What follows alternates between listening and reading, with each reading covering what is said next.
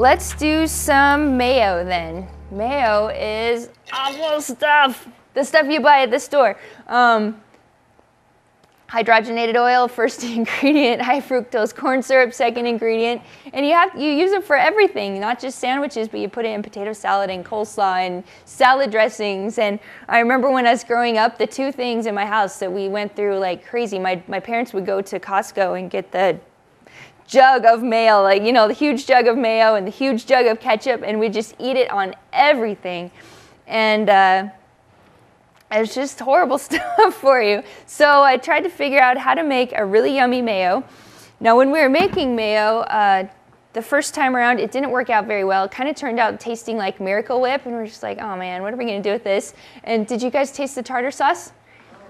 Oh, so that was the ruined mayo. So the cool thing about the cool thing about raw food and whole food preparation is it's really hard to mess it up. So the mayo didn't taste like mayo, but we're like, huh, it tastes kind of like tartar sauce if you had a little pickles and onions in there. So the good news is that we have a yummy tartar sauce. The bad news is we ruined the mayo, but don't worry.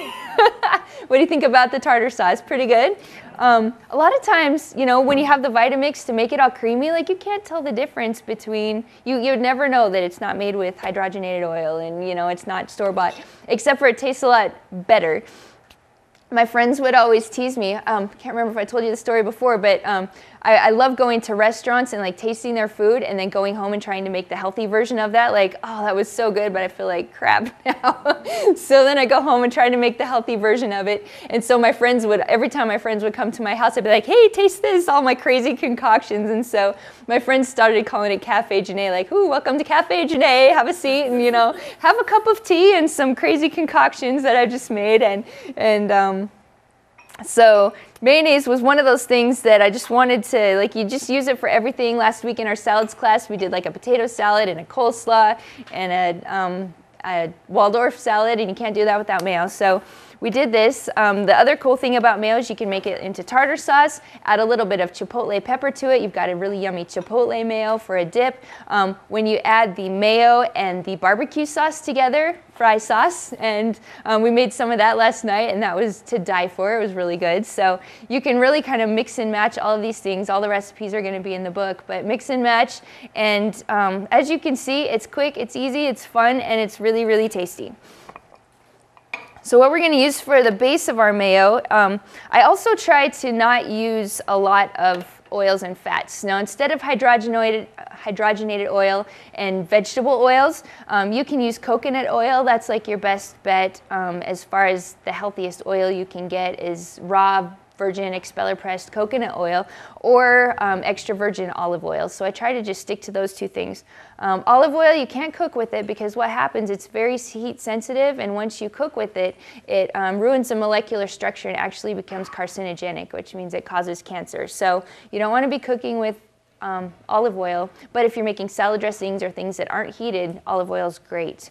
But I try to not use too much oil, especially I work with a lot of people with diabetes and heart disease, and the more fat and oil you're putting into your diet, the worse off you are if you're diabetic or suffering with heart disease.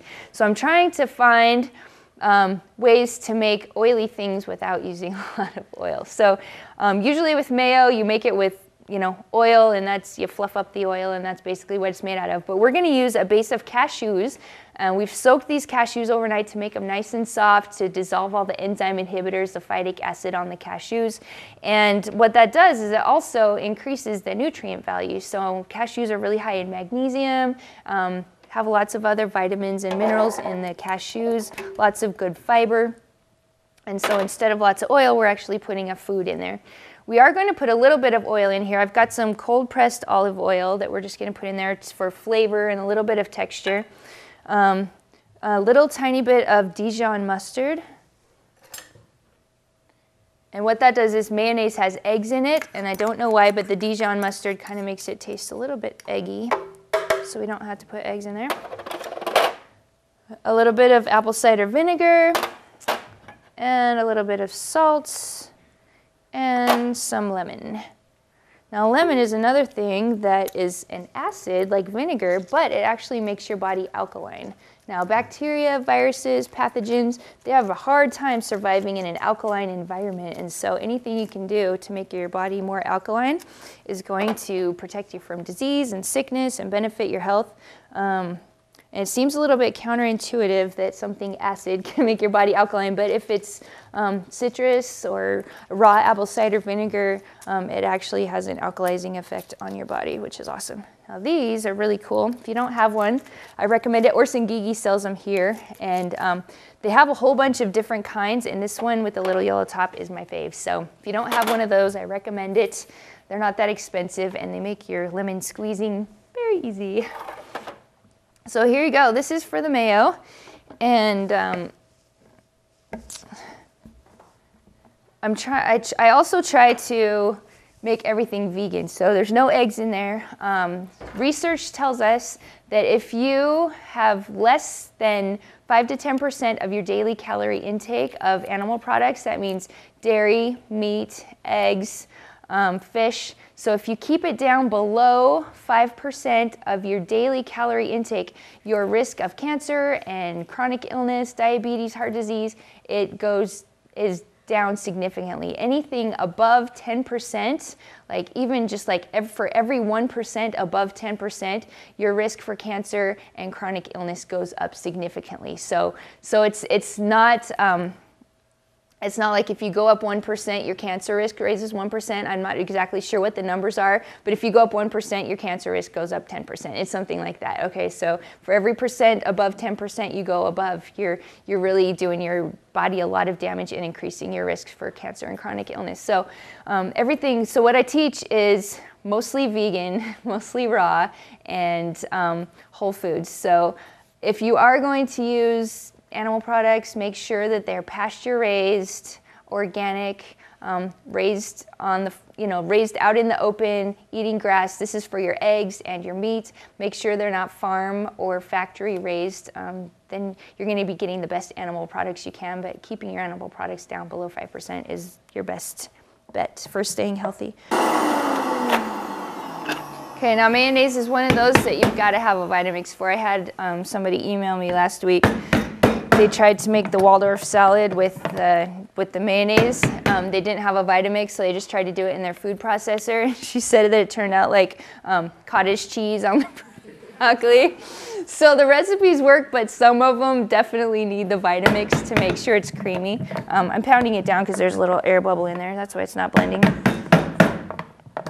So for some of these things that need to be really creamy, if you try the recipe and you don't have a Vitamix and it doesn't turn out, that's probably why, just because you don't have enough speed to get it super creamy.